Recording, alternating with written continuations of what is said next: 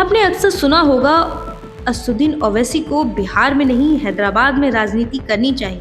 कई बार विपक्षी नेता उन्हें हैदराबाद भाईजान के नाम से बुलाते हुए तंज कसते थे, लेकिन जब बिहार चुनाव का परिणाम आया तो पता लग गया कि हैदराबाद के माहिर पॉलिटिशियन ने बिहार में अपनी सियासी जमीन मजबूत कर ली और विरोधियों की जमीन खिसका दी।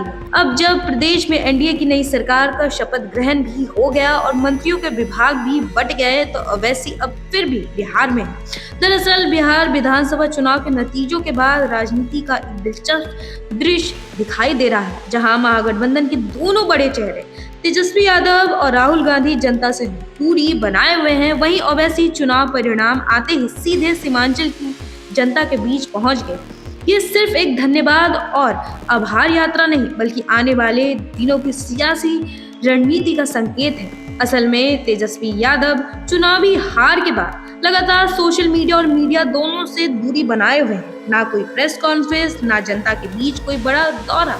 बिहार चुनाव में हार के बाद उनकी ये चुप्पी कई बड़े सवाल खड़े कर। नीतीश कुमार की सरकार बनते ही विपक्ष के नेता से ये अपेक्षा थी कि वो जनादेश को समझाते, जनता के बीच जाकर संदेश देते और पार्टी दल को मजबूत रखने की कोशिश करते, लेकिन इसके उलट आरजेडी खेमे में मानो निराशा और सन्नाटा है। राजनीति के जानकारों के अनुसार तेजस्वी इस समय अपने संगठन, परिवार और भविष्य की राजनीति दिशा को लेकर आंतरिक मंथन में है, लेकिन लोकतंत्र में हार और जीत दोनों जनता के बीच खड़े होकर स्वीकार किए जाते हैं।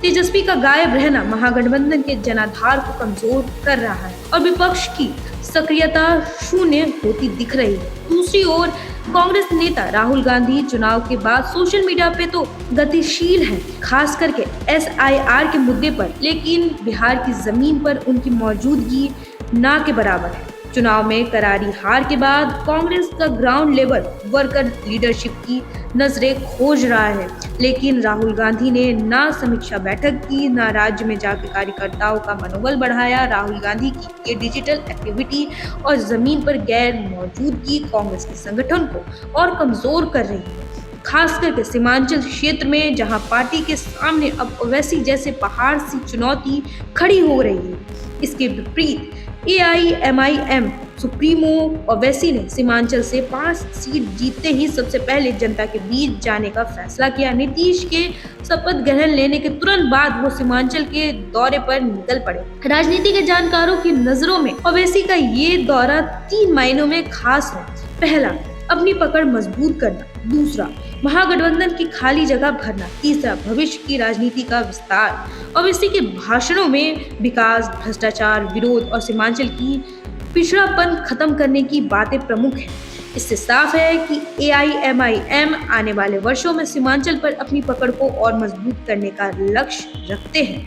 दरअसल बिहार की राजनीति में ये पहला चुनाव था जब आरजेडी सीमांचल में बेहद कमजोर दिखी। खास बात यह है, मुस्लिम यादव समीकरण का आरजेडी के साथ होने का दावा आरजेडी लगातार करती रही। 1-2 सीटों को छोड़कर कांग्रेस पहले ही किनारे पर थी। ऐसे में ओवैसी का उभरना और फिर तुरंत जनता के बीच पहुंचना महागठबंधन की कमजोरी को और उजागर करता है। तेजस्वी यादव और राहुल गांधी की चुप्पी का फायदा ओवैसी को मिल रहा है।